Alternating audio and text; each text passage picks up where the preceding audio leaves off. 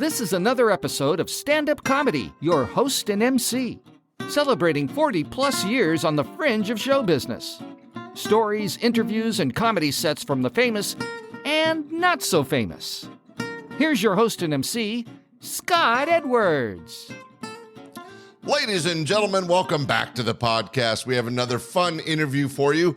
This young man has had a long career in stand-up comedy, but he's also a writer. I'm going to get into it, but let's introduce him first. Ladies and gentlemen, the one and only Don McEnery. Don, nice to have you back on the podcast. Well, it's nice. My happiest part of the introduction is you said young man. So it's been a while since I've been a young man. Well, you did do a really nice interview with me previously, and we covered a lot of your early career and stuff. And just to catch people up kind of as a foundation, I know that you did a lot of work on stage and open for people like Howie Mandel. You've done tons of television and cable work. You also are a really prolific television and movie script writer. You worked on a Seinfeld episode. You did a couple Disney movies, Bug's Life and Hercules. You did Stuart Little with the Sony company. You are very accomplished. I know you're back doing a lot of stand-up comedy. In fact, you had a Dry Bar special come out, I believe, just last year, right, Don? Might have been a little longer than that, but not only that did I have it on, I just got a check finally.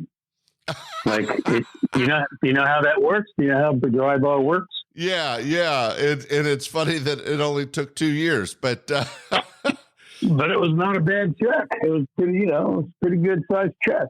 Well, that's I don't know. I was surprised I made any money on it. So yeah, and all of a sudden I get a check. And for those that don't know, in the business, Dry Bar Comedy puts together, they try to keep clean comedy, and they put together a recorded set, and then they put it on their channel, the Dry Bar Comedy channel, which you can go to and see literally hundreds of comics sets. And if that comic gets a lot of views and listens and downloads, they send you a little like a royalty check. I'll spit it out eventually. And it sounds like it paid off for you, Don. Yeah, and you don't start getting any money until you pay off their production fees.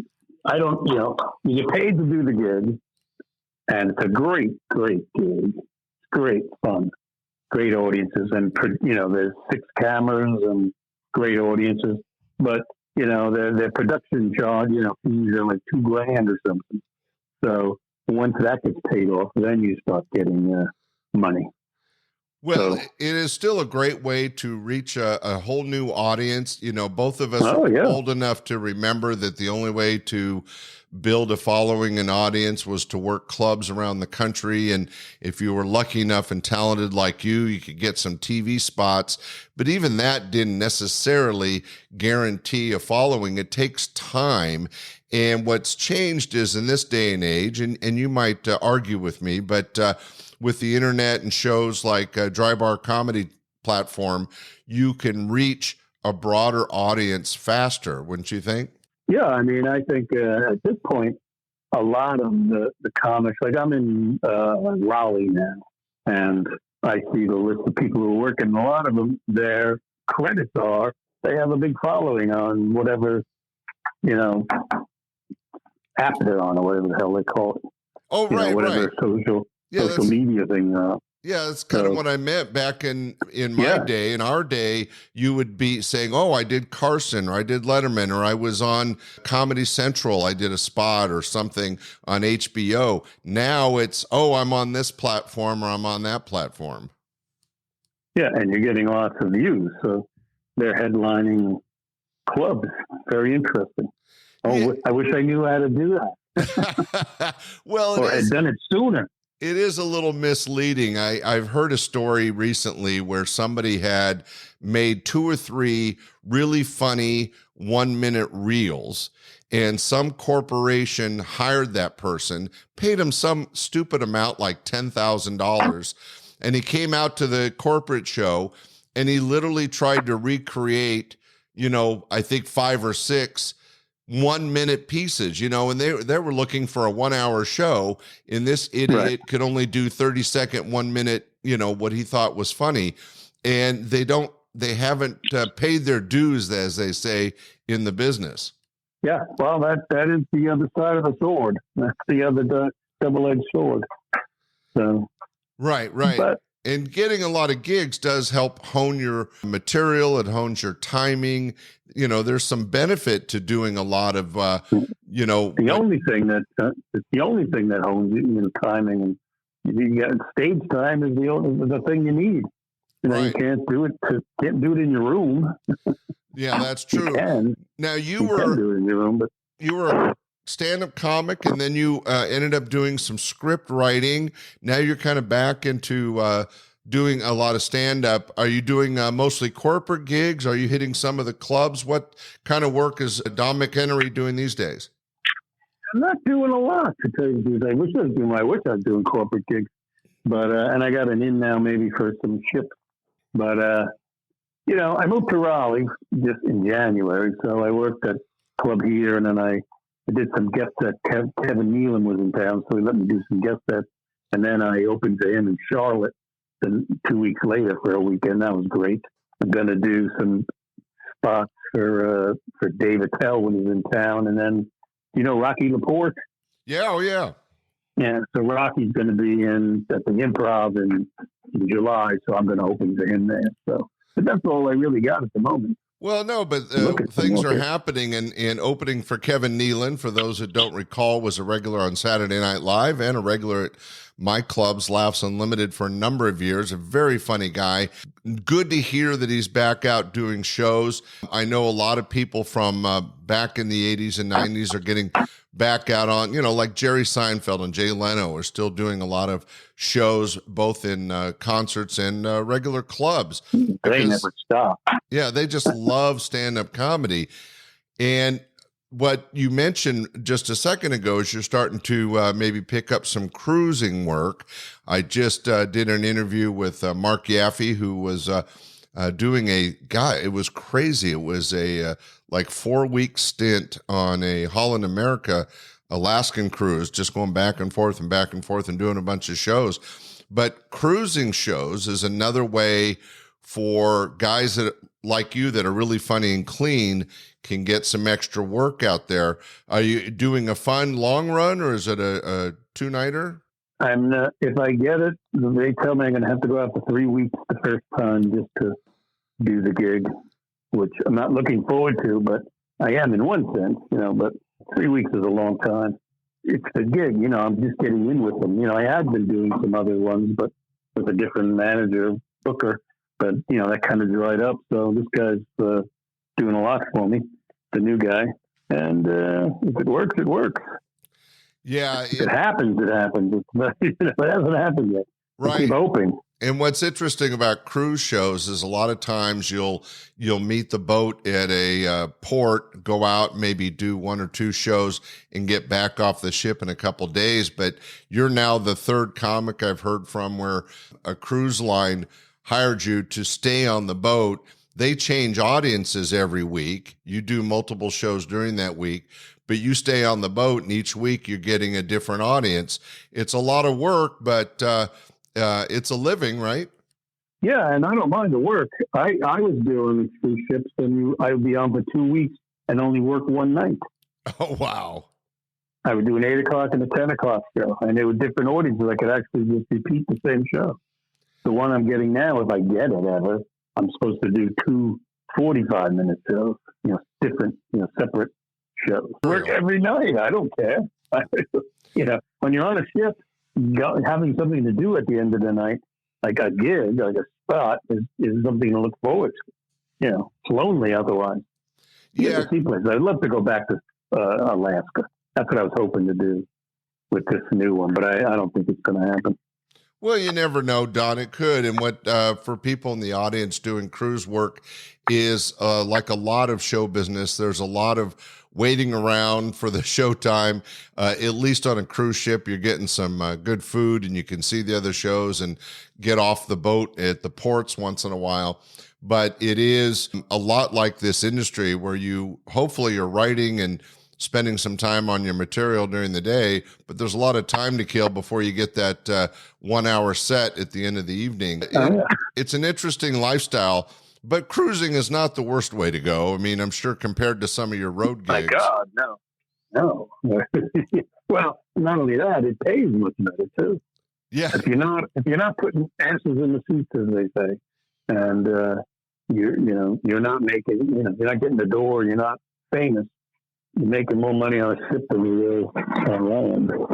It's bad news, actually, and everything's paid for. I pay nothing. They pay for airfares. You got luggage, they'll pay for that. Taxis, and everything is covered. Yeah, and like I said, it's a good way to go, but you've had a lot of experience on the road. I'm sure you've done some regular clubs. I know you're still doing those, but casino work is kind of a different beast. Corporate work can be different. You have to be very versatile to be a comic these days. Yeah, you do. I guess you're right. I don't know about casinos. I mean, I worked Vegas a lot when I was in LA. I'd go to Vegas 2-3 times a year. And that's the same audience. That's the same as being on the road. The only thing, you can't make fun of a casino. That's the only rule. Yeah, right. Don't bite the hand that feeds you, right? Yeah, I know a comic who there was a murder and somebody was shot. Somebody shot something in a casino, and this guy got it on film and sold it to a news station, like the local news. And they found out and they fired him. They'll never use him again. Wow, that's not smart. Now he could have made $1 million, and I'm hyperbolizing here, but he could have sold that and go, look, I have this thing that I'm going to give it to you and not sell it. You could have worked forever in that casino. Yeah, that would have endeared you as an entertainer to the casino, and they would have guaranteed you a lot of money and a lot of work. Now, you have had a chance to work with a lot of people. Was there anybody that you were kind of awestruck or really excited about working with over the years? I don't know. I mean, I just mentioned Kevin Nealon, who I think is one of the all-time funniest people in the world. I think he was hilariously funny. Like, he makes me laugh out loud. I'm not trying to remember. I worked for a lot of, I did some band stuff. I opened for some musicians and stuff, which is always good. But did I ever tell you this story? I opened for Don McLean. I opened for Don McLean in Buffalo years ago, and my name is Don McEnery. And they start the introduction. Well, ladies and gentlemen, now coming to the stage, Don Mick, and they're hearing Don Mick. And they're yelling and screaming, yeah. And they end with my name, and I walk out and they say, it was like funny thing. Great. Oh, what? That puts you in an awkward position. Back in the day, there was a lot of comedy used to open musical shows, but those could be rough audiences because, as you just explained, they're there for the music, really, and sometimes when a comic would come out, it was kind of like, for the unknown opening band, it was always much rougher on them from the audience than the star of the show. Yeah, but at least if you're in a band, you're making noise and singing, and it doesn't matter what they're doing. Right. For a comic, you have to make sure they're listening, right? Yeah. But it's a living. I was just talking to my wife the other day, and I realized that since I was almost 25 years old, I've made a living just being funny. I never had any other kind of job. Well, I think that's something to be really proud of, because there's literally millions of people have tried to make money in comedy, and you could probably count in the few thousands that made an actual lifetime living at it. It's a tough road to haul. All the travel, all the work. You got to be funny. You got to be a good writer. Yes. It's a joy. I don't know. I love doing stand-up comedy. I want all the work I can get. That's what I'm trying to do now, is just to get gigs. I don't care really whether they pay exponentially, like big money or not. I just want to drive around the country with my wife and go places I haven't been yet, Yeah, it would be kind of a leisure semi-retirement back when you're in your 30s and 40s, you're trying to make a living and pay the bills. You got to make sure you're working every week. But I would imagine at this stage in your life, you could, as you said, you could kind of work for fun, where it keeps you busy. You're making a couple bucks, but more importantly, you're doing something you really love and enjoy. Yeah, exactly.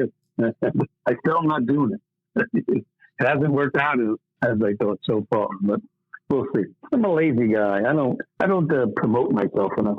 I think that's my problem. Yeah, you need one of those 12-year-old influencers to get you on the internet. That would be good, but at my age, I don't think I ought to hang out with 12-year-olds. not in this environment. Yeah, you might be famous for all the wrong reasons. Hey, right, exactly. I might get canceled before I get started. Well, one of the things you've always been able to do is write. Now, you used to do scripts, and you did television, you did television specials, you did movies. Was there something in particular that moved you away from that? Do you still dabble in it? Have you thought of doing a book or something? Is writing still a part of your life? Not really, no. I mean, my partner and I broke up, I don't know, 15 years ago or so. And then I did a couple of things. People got me to I did some internet kind of shows and that went nowhere and this and that on my own. But I kind of like writing with a partner, for one thing. It makes you show up and it helps beat out ideas, Even just explaining what you're trying to get at, and you go, once you explain it, you go, now I know what I mean. I write jokes and still writing comedy, but I'm not out of that business, just age-wise too, Right. Nobody's looking for a guy my age to write for TV or movies or whatever. Right. It is generational, but I think you make a good point about working with a partner, because bouncing ideas off of somebody and having a human being opposite you to react to your thoughts and ideas really helps perfect the whole method of writing, I would assume. Oh, yeah. And then just having to show up. Writers spend all morning, not writing. Whereas if you got somebody else to be there, you're going to be there. So it kind of makes it a little bit more of a job as opposed to being self-motivated. That's interesting. And a commitment. Right. A commitment more. You go, I say I'll be there at 10 o'clock. I got to be there at 10 o'clock. If I'm at home by myself, I can go make a cup of tea or play the piano at 10 o'clock. I don't care.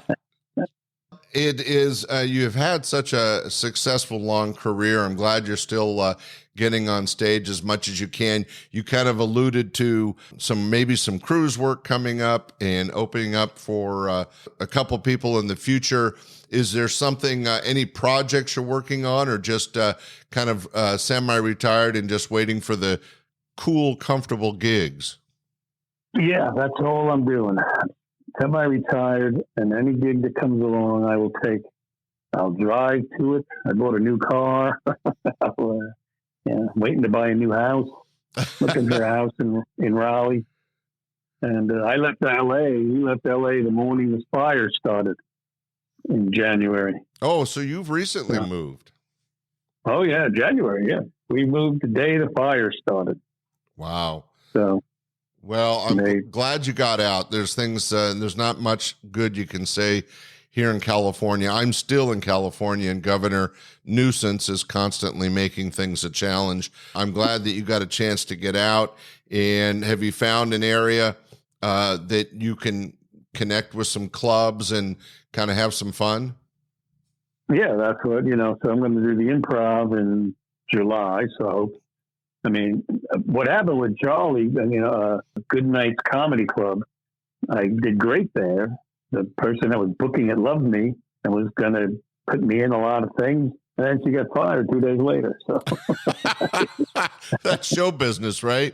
You build a relationship. The end of show business. You build a relationship and then it ends. Well, Don, I'm so happy that we had a chance to kind of catch up and excited to hear about some opportunities coming up for you, but also recently opening up for Kevin Nealon is a cool thing. And moving is such a big change in your life. So I know that there'll be some adjustments over the next year as you find your footing and get back into not only the local clubs, but maybe some cruising gigs and corporates. I have a little bit of material I'd like to share with the audience if you're okay with that. No problem. Don, thanks so much for sharing an update and getting us caught up on what you're doing. And more importantly, thank you for not only sharing some of your history on this podcast, but all the work you did from, opening up for Howie Mandel to working on television to being a co-writer on a lot of great movies. You've had such an amazing career. It's nice to know you're still out there and hitting the boards of a stage and doing some comedy. And ladies and gentlemen, I want to share a little bit of comedy by Don. And again, Don, thanks for joining us on the show. My pleasure. Good luck with your endeavors, my friend. Thank you. And we'll talk again. Well, thank you very much. Ladies and gentlemen, here's a little stand-up comedy by Don McEnery. Everything is extra. Peanuts. People in this room, do you remember a day when peanuts were free? They would walk down the aisle throwing peanuts at you. You can't even throw peanuts anymore because they'll sue the airlines. But they would, can I have 2 bags of peanuts? Go ahead, they're peanuts. Now, that little bag of peanuts, about this big, $7.50. I counted them. Comes out to 62 cents a nut. It's too much for me. Everything is extra. I bet you someday you're going to read a story about a plane making an emergency landing. And, you have to go out. They open the side doors. You got to go down that slide. They're going to charge you $5 entertainment fee. You'll see. There'll be some story where you try to get off the plane. Oh, that'll be $5. No, sir, we don't take cash. Only credit cards. You don't have a credit card? Well, you have to go back to your seat. Oh, you don't have a seat. They're also easing up on the restrictions that I find weird. And you know that you can bring a knife onto an airplane now? You can. Woo. There's somebody, I don't know why you think that's a good idea. Because you can bring up to a 3-inch blade onto an airplane. What could go wrong? Why do you need a 3-inch bladed knife on an airplane? Are you whittling? You ever get on a plane, some guy's going, I got to get this moose done. I promised my boy I'd whittle my moose. I wish I picked a less antlered animal. Even worse, they're talking about letting you talk on phones on your cell phone while in flight. Now that's the worst idea I've ever heard. That is just not going to be good because people are annoying on cell phones. There's always that, not everybody, but there's always at least one guy and when you're somewhere that talks too loud on the phone. And they're always bragging. That's why they're talking to you. They want to let you know how great they are. I told him I make more money in a month than he makes in a year. That guy is annoying enough on solid ground. 30,000 feet in the air, somebody's going to stab him in the eye with a 3-inch blade. And that somebody is me. I'm just saying. We hope you enjoyed this episode of Stand-Up Comedy, your host and MC. For information on the show, merchandise, and our sponsors, or to send comments to Scott, visit our website at www.standupyourhostandmc.com. Look for more episodes soon and enjoy the world of stand-up comedy. Visit a comedy showroom near you.